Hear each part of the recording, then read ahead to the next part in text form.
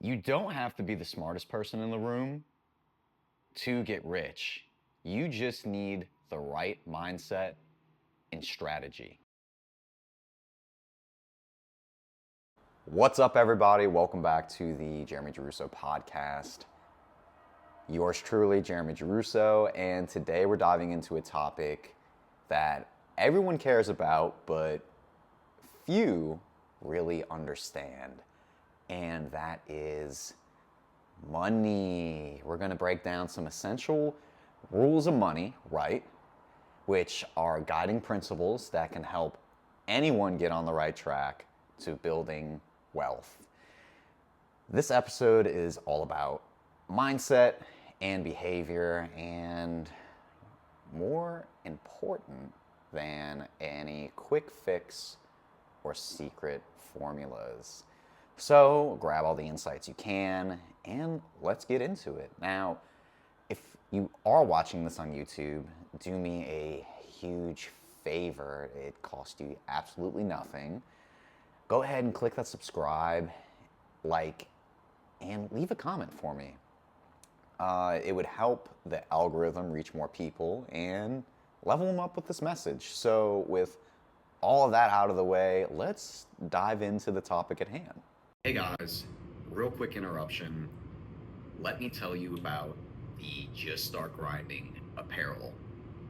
Now, if you're like me, then you care about high quality gym wear that looks great, keeps its original shape and integrity, and you also support a veteran owned business, then I want you to check out the Just Start Grinding website. I used to wear all sorts of gym wear, right? Like Gymshark, Nike, Adidas, Under Armour, and so many more that I can't think of right now, right? Now, you don't need to guess what leisure wear is right for you. I want to give you a 50% off your first order you make. So just go to JustStartGrinding.com, use the code JSGPodcast to get 50% off at checkout. You'll also get free shipping for spending over $150. So go to JustStartGrinding.com, all one word, and use the code JSGPodcast to get 50% off your first order. Now back to the podcast. What's up, everybody? I hope you had a great, fun-filled holiday season. I know Thanksgiving is a time where it can be difficult, but for others, it might not be. And it kind of falls in perfectly with what we're going to talk about, right? Because, after Thanksgiving, Black Friday comes around, and, everybody's ready to go crazy at fucking Walmart or Target to go buy a TV, which, I don't know. I feel like that's so 90s, early 2000s that you're going to punch somebody in the face for a TV, but hey, I digress. Talking about saving money, right? So I'm going to break this up into different parts, right? So let's say segment one is smart isn't necessary, strategy is. And we'll go over these first three rules, right? So yeah, you don't have to be smart to be rich, right? This one is powerful because it breaks the myth that only certain types of people can become wealthy. Think about it. Like, you don't have to be a doctor to be wealthy, and we often associate doctors with intelligence, but I know some pretty fucking dumb doctors out there. But that could be in any profession where you're supposed to be quote unquote smart, right? Building wealth is less about raw intelligence and more about persistence, adaptability, and making decisions under pressure. The second rule, we'll call it, is saving will give you security to take risks. Now, I totally fucking agree with this, right? And, well, obviously that's why I wrote it. But you're able to take bigger risks when you have a little bit money stowed to the side, right? When I first took the leap into making this apparel brand, I had a little nest egg to the side. And I told myself, well, either one of two things happen. Either this shit booms after a couple of years, or I put myself out there and it didn't do what I wanted it to do, but I was okay with taking that risk. I believed in myself enough to go ahead and take that jump, take that leap of faith, take the risk. Like, most people are living lives of quiet desperation, and they only wish that they could do things. And I mean, most of the time, it always comes down to not having that security net, right? So, safety, or savings, my bad, is a safety net. And it's not just there to sit in an account. They allow you to take risks when opportunities come. That's the whole point of money. Money isn't to made to just sit in a bank account. You take it, you reinvest it, and you make more money off the money that you had. So rule 3, you make all the money at once. Now, this is a reminder that wealth often comes in bursts. A big scale, a major contract, or an investment paying off. So set yourself up to be ready for these moments. Quality over quantity and active income. We'll call these the next couple rules, right? So money always chases the best. Why do you think the top 1 to 3% in the world make all the money? We're talking about athletes, we're talking about healthcare profession, we're talking about people in business, right? Like, all these people excel because they are the best at what they do.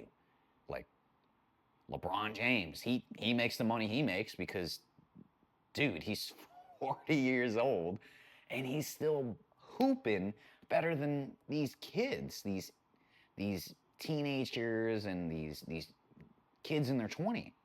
Why do you think that? Because he takes the money he makes. I read in an article, don't quote me on it, that he spends $1 million plus a year just on his body. So you mean to tell me that someone that doesn't spend that money to perfecting their craft, are they going to be better than somebody that invests in themselves? Probably not. Raw talent can only take you so far. And back to the whole money segment, right? Whatever you do, you have to aim to be exceptional. It's either it's either your first or your last, Ricky Bobby. But on a serious note, whether it's in your career or a side hustle, money flows towards the individuals who offer the most value. I say it all the time. To be a go-getter, you have to be a go-giver. Money, or make money actively before making money passively. So before you can sit back and rely on passive income, you have to lay the foundational piece. It's kind of like building a house, right? So you don't just put a house on a piece of dirt and go, hey, that's good to go. Nah, dog. You gotta lay down a concrete slab, right? And then once you lay down that concrete slab, you can build on top of it.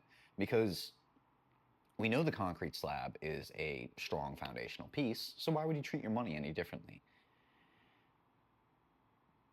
Put in the groundwork with active income streams, get hands-on, build up your skills, and create value directly, right? It's like this YouTube channel, like shit I post on Instagram, right? I have to sit here and do the work. I have to film myself. And I'll keep it real with you. Sometimes I don't feel like filming. Any content creator that tells you that, oh yeah, I love just being in front of the camera all day is definitely fucking lying to you. Like you have to do these things now in order for, if it's months or if it's years later, it's gonna pay off. And I mean, fuck, it's evergreen content, but that's something we can get into in another segment altogether. So goals, shames, and comparison. We'll talk about rules 6, 7, and 8. If money is the goal, I promise you, you will never have enough. Now, this is huge because money should be a tool to live your purpose, not the only aim. And I mean, that's with anything in life, right? If you're with a woman that you love, but you're always out there looking at other women, like, yeah, there's always going to be a badder woman out there, or there's always going to be a nicer car or a flashier watch, but you have to learn to love yours and love your mission and purpose. Fulfillment comes with aligning your financial goals with that larger mission.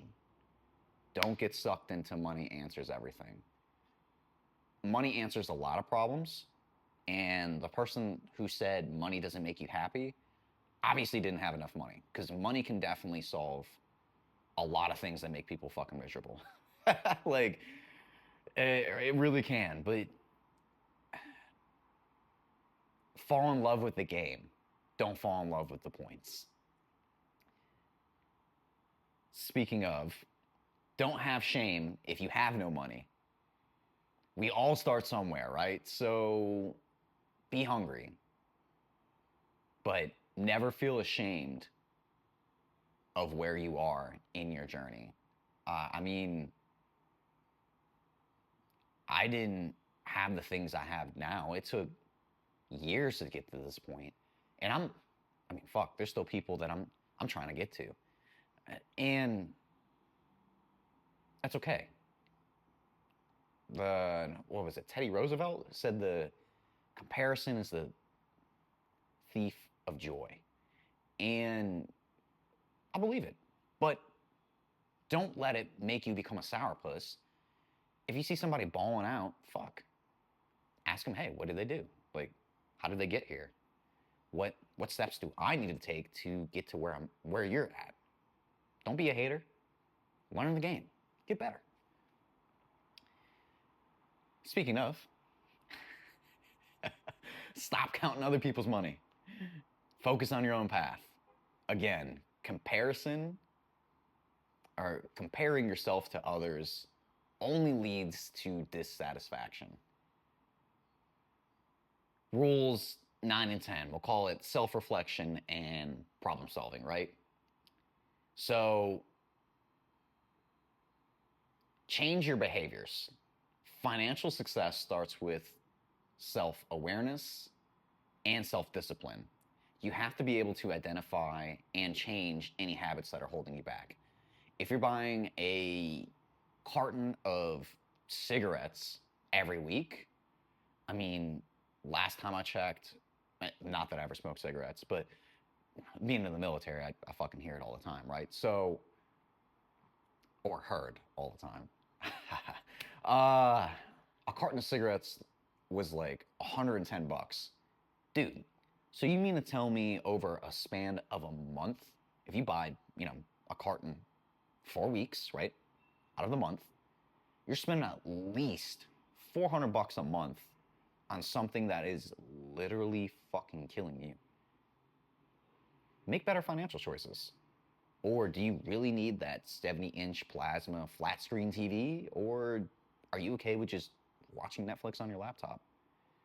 Make better choices. Are the things that I'm investing in now going to make me money later? If the answer is yes, buy it. If the answer is no, which most of the times it is, why the fuck are you buying it? I'm trying to look out for you, bro. Solve difficult problems. This goes back to what I was saying earlier. To be a go-getter, you have to be a go-giver. So the ability to tackle challenges head on is a skill that attracts a lot of wealth. People who solve problems and create value, value is always going to be rewarded. Being a personal trainer, right? I offer a service that takes you from fat to fit in usually 90 days or less. People will pay money to solve that problem. I am the bridge between people being fat to people being fit. So, because I offer great value, because I am a great coach, people are willing to pay for my services. Once you go ahead and solve a problem, again, a difficult problem,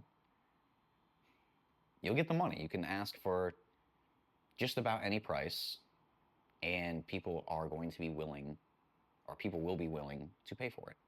Lastly, what I'll say is being intentional with your time and your money.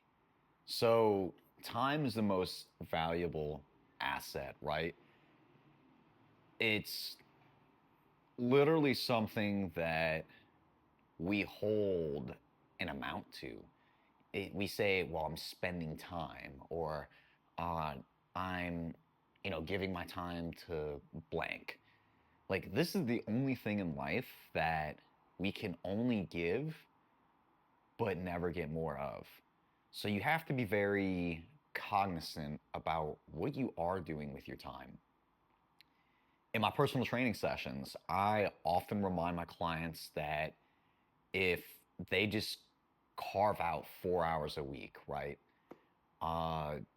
for their health, they can make a huge impact. And it's the same thing with money. Small intentional steps will always add up.